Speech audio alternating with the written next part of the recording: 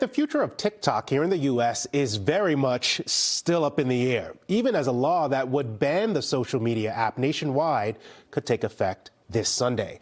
The ban will only take effect if the following two things happen. The China-based parent company of TikTok, ByteDance, does not sell off the app, and if the U.S. Supreme Court does not block the law. Here to help us understand all of this is NBC 10 political commentator Sue O'Connell. All right, Sue, no one wants the Chinese to have access to our data. I've been on TikTok before. I certainly don't give them sensitive information, but am I at risk simply by having a TikTok account? Yep. Look, TikTok, like every app and every social media platform, is collecting our data. We don't know if TikTok is sharing that data they collect from us with the Chinese government. There is some evidence that they have done so in the past.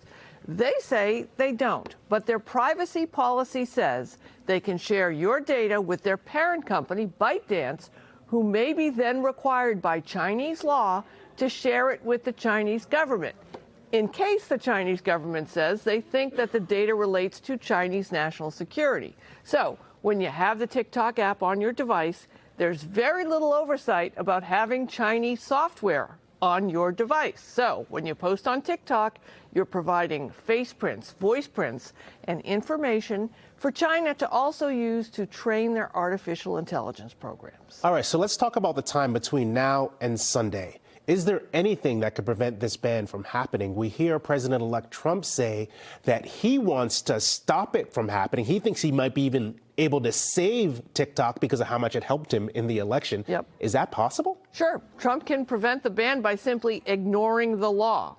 And as you point out, he's a supporter and a friend of the court brief to the Supreme Court, which never happens. Trump urged the justices to stay the law until he has an opportunity to work out a possible deal when he becomes president next week. So Trump could also urge Congress to pass a law overruling the law. So there are some concerns out there, obviously. Congress has highlighted them. You went over some of them a moment ago about the Chinese having our data. What could happen down the road? What is the ultimate risk here? Explain the concern. So one of the concerns is about China's growing influence on the United States via TikTok. So just think about it for a second. The Chinese government mobilized about 170 million U.S. TikTok users in an orchestrated campaign to pressure the United States Congress in China's favor around the vote to ban the app. That's the definition of foreign influence on U.S. citizens.